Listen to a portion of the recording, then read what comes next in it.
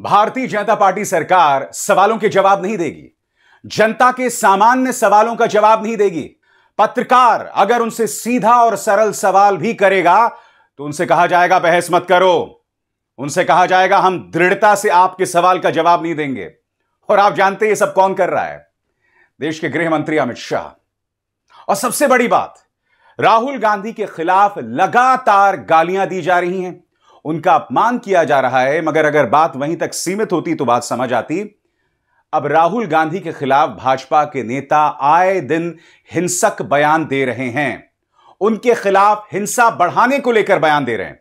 और जब गृह मंत्री अमित शाह को इस बारे में सवाल पूछा जाता है तो वो उस सवाल को भी टाल जाते हैं। राहुल गांधी उनके लिए अहम नहीं है। हालांकि राहुल गांधी नेता विपक्ष हैं और उनकी सुरक्षा की जिम्मेदारी भी इसी सरकार की है। मगर देखिएगा, मणिपुर जो पिछले 1.5 साल से जल रहा है, उस पर देश के गृह मंत्री अमित शाह के तेवर।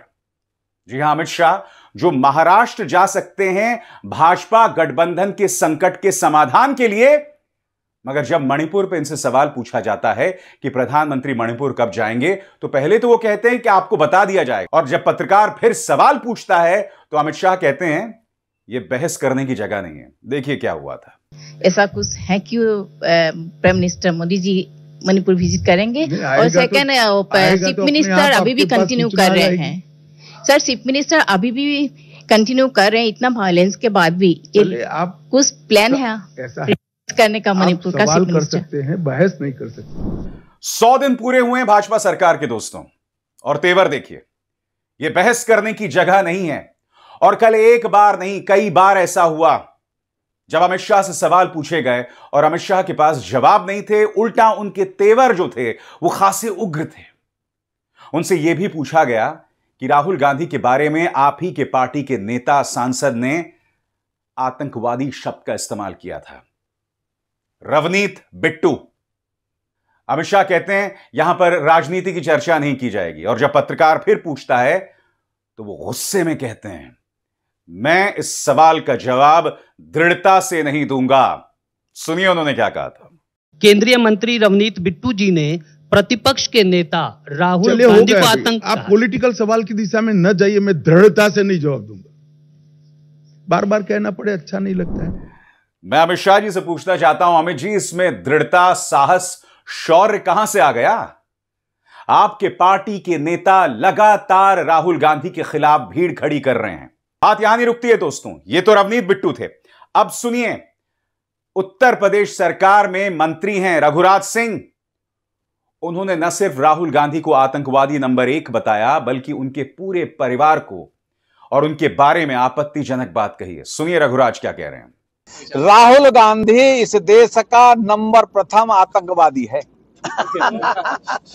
क्योंकि वो इस देश को डिवाइड एंड रूल, अंग्रेज मर गए औलाद छोड़ गए, अंग्रेज मर गए औलाद छोड़ गए, तो इनका ना तो कोई धर्म है ना ईसाई धर्म है। बाप थे मुस्लिम, बाबा थे मुस्लिम, बाप फिर क्रिश्चियन हो गए, क्रिश्चियन की से शादी करी, तो ना ये मुसलमान रहे, न हिंदू रहे, न क्रिश्चियन रहे, न सिख हुए। ये तो ऐसी 5वीं जाति बन गई है। ये इनको किसी के साथ कोई सरोकार नहीं है, हिंदुस्तान से इनको कोई लेना देना नहीं है। हिंदुस्तान को लुटेरे के रूप में लूटने के लिए आए इटली से लोग, तो इसलिए ये नंबर 1 आतंकवादी है। अमित शाह इन सवालों के जवाब नहीं देंगे। मानो एक टूल किट थमा दिया है भाजपा के हाथों में और हर भाजपा का नेता इसी तरह से राहुल गांधी पर निशाना साध रहा है। आपकी स्क्रीन पर यह है एकनाथ शिंदे शिवसेना फैक्शन के विधायक संजय गायकवाड़। मैं आपको बतलाना चाहता हूं ये क्या कह रहे हैं आपके स्क्रीन पर। कांग्रेस के नेता राहुल गांधी ने विदेश में जाकर मेरे देश का आरक्षण खत्म करना है, इस तरह का जो बयान दिया है, मतलब कांग्रेस का असली चेहरा सामने आ गया है। लोकसभा चुनाव में झूठ बोलकर कि संविधान खतरे में है वोट लिया और आज वो आरक्षण खत्म करने की भाषा बोल रहे हैं। मतलब 100% उनको आदिवासी का, पिछड़ों का, सबका आरक्षण खत्म करना है। इस राहुल गांधी ने ये जो शब्द बोले हैं, मेरी अपील है कि जो राहुल गांधी की जीभ काटेगा उसको मैं 11 लाख रुपए का इनाम दूंगा। जीभ काटने पर 11 लाख रुपए का इनाम। बुल्ढाना पुलिस के सामने कांग्रेस के नेता पहुंचते हैं, प्रदर्शन करते हैं, तब जाकर बुल्ढाना पुलिस FIR दर्ज करती है। मगर जब मैं टूल किट शब्द का इस्तेमाल कर रहा हूं तो क्या मैं गलत शब्द का इस्तेमाल कर रहा हूं दोस्तों? बताइए। लगातार एक के बाद एक भाजपा का नेता इस तरह के भड़काऊ बयान दे रहा है। आपको याद होगा तरविंदर सिंह मारवा, पूर्व विधायक भाजपा, उनका बयान था, राहुल गांधी जो हाल तुम्हारी दादी का हुआ था वही हाल तुम्हारा कर दिया जाएगा। ये पार्टी के नेता हैं, ये पार्टी के सदस्य हैं, एक के बाद एक ये लोग इस तरह के बयानात दे रहे हैं। इनकी जुबान पर कोई लगाम नहीं, और जब सवाल पूछा जाता है तो आपने देखा अमित शाह किस तरह का बर्ताव करते हैं। और दूसरी तरफ इत्तेफाकन प्रधानमंत्री का जन्मदिन था, 100 दिन भी पूरे हो रहे थे और प्रधानमंत्री का जन्मदिन भी था, और प्रधानमंत्री से कोई सवाल नहीं पूछा गया। मीडिया ने किस तरह की कवरेज की मैं आपको बतलाना चाहता हूं, मगर मैं आपके सामने एक बात रखना चाहता हूं।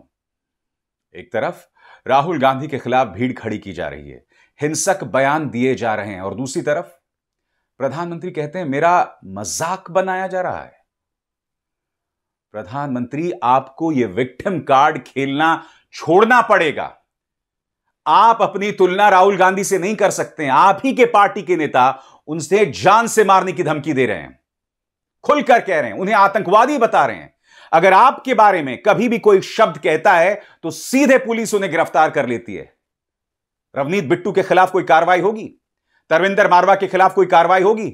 एकनाथ शिंदे के जो विधायक हैं उनके खिलाफ कोई कार्रवाई होगी?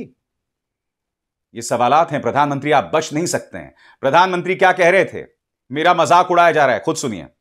और आपने देखा होगा पिछले 100 दिन में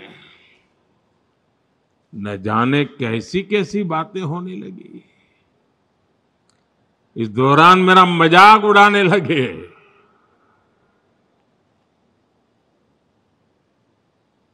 मोदी का मखौल उड़ाने लगे।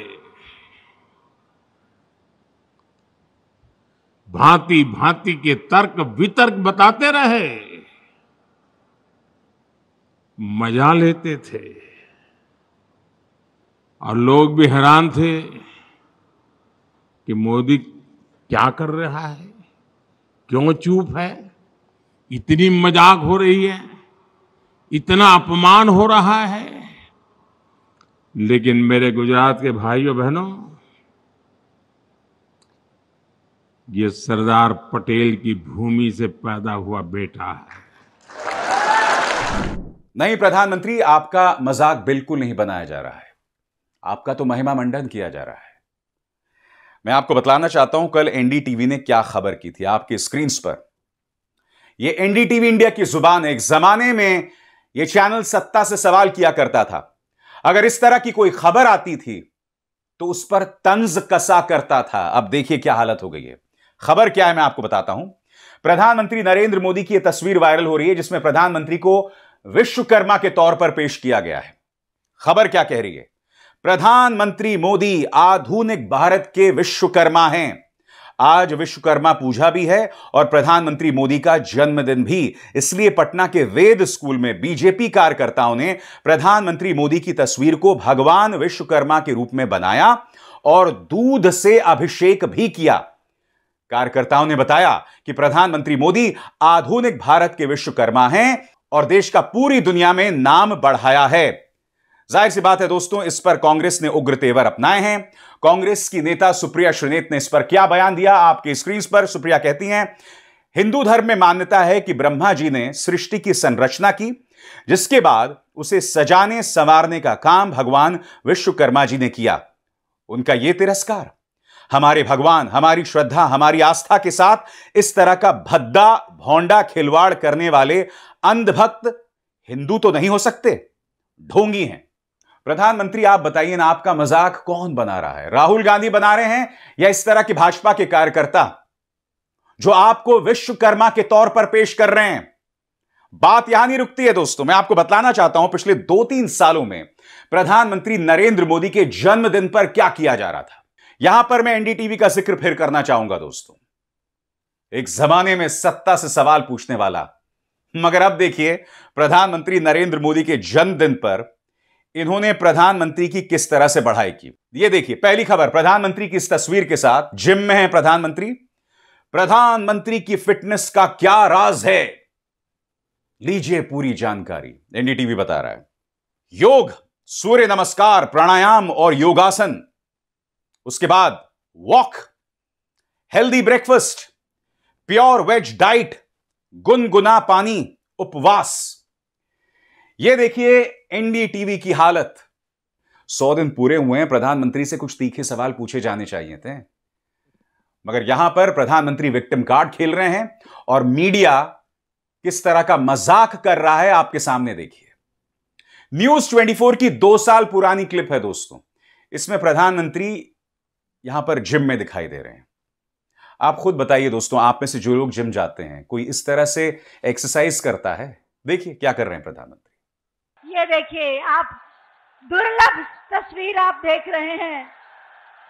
फिट इंडिया की मिसाल, व्यायाम करने की ये मशीन जो शरीर को फिट करती है, तंदुरुस्त करती है, उपयोग करके माननीय प्रधानमंत्री महोदय। कहने को ये 2 साल पुरानी तस्वीर है, मगर मीडिया अब भी कह रहा है कि प्रधानमंत्री की फिटनेस का राज, मानो फिटनेस को लेकर, सेहत को लेकर प्रधानमंत्री एक आदर्श हैं। आदर्श होंगे भी, मगर क्या यह मीडिया का काम है? और मैं आपको बताता हूं मीडिया और किस तरह के सवाल कर रहा है। आपकी स्क्रीन पर ये एक पापा की परी हैं। इन्होंने प्रधानमंत्री को क्या संदेश दिया है, सुनिए। इत्तेफाकन ये वही हैं जिन्होंने प्रधानमंत्री से इंटरव्यू किया था और पूछा था कि आप कौन सी टॉनिक खाते हैं। इन्होंने जन्मदिन को लेकर प्रधानमंत्री को कैसे बधाई दी है, गौर कीजिए एक एक शब्द पर। सालगिरह की खूब सारी मुबारकबाद नरेंद्र मोदी जी। कायदे से तो जन्मदिन के दिन तोहफा दिया जाता है, लेकिन मैं आपके 74वें जन्मदिन पर तोहफा मांग रही हूं। देश के बढ़ते कदमों को विकसित भारत वाली उस मंजिल तक पहुंचाकर ही मानेंगे, उससे कम कुछ नहीं। आप स्वस्थ रहें, मुस्कुराते रहें, बुलंद रहें, आमीन। मैं आपसे एक सवाल पूछना चाहता हूं दोस्तों, हर तरफ पत्रकार इस तरह की चाटुकारिता क्यों कर रहे हैं? और फिर प्रधानमंत्री कहते हैं मेरा मजाक बनाया जाता है। बताइए, आपका मजाक आपके भाजपा के वो कार्यकर्ता उड़ा रहे हैं जो आपको विश्वकर्मा के तौर पर पेश करते हैं, हिंदू मान्यताओं का अपमान भी करते हैं, या फिर इस तरह के पत्रकार या एनडीटीवी जैसे चैनल्स जो इस तरह की खबरें कर रहे हैं? आपको अगर विश्वकर्मा के तौर पर पेश किया जा रहा है तो मीडिया का एक कर्तव्य बनता है कि इस पर एक क्रिटिक करे, सवाल करे तथ्यों के आधार पर। और फिर भी आप विक्टिम कार्ड खेलते हैं कि हर कोई आपको गाली दे रहा है। प्रधानमंत्री, आपको सवालों के जवाब देने पड़ेंगे। अब आप 74 साल के हो गए हैं, तीसरी बार प्रधानमंत्री बने हैं, यह ऐतिहासिक है। मगर अब भी आप देश की जनता को यही बतलाना चाहते हैं कि हर कोई आपका मजाक बना रहा है। यह अब नहीं चलेगा प्रधानमंत्री। आपको मणिपुर जाना होगा। देश के गृह मंत्री सवाल को नहीं टाल सकते हैं और फिर यह नहीं कह सकते कि बहस मत करो। आपके नेता प्रतिपक्ष के खिलाफ कोई और नहीं, भाजपा के नेता भीड़ खड़ी कर रहे हैं। इन सवालों के जवाब दिए जाएंगे और इनसे नहीं बचा जा सकता प्रधानमंत्री। यही स्वस्थ लोकतंत्र की परंपरा है। और एक बार फिर आपको जन्मदिन की हार्दिक मुबारकबाद। यही कहा जाए, happy belated birthday prime minister Modi. Abhisar Sharma को दीजिए इजाजत। नमस्कार। स्वतंत्र और आजाद पत्रकारिता का समर्थन कीजिए, सच में मेरा साथी बनिए। बहुत आसान है दोस्तों, इस ज्वाइन बटन को दबाइए और आपके सामने आएंगे ये 3 विकल्प। इनमें से एक चुनिए और सच के इस सफर में मेरा साथी बनिए।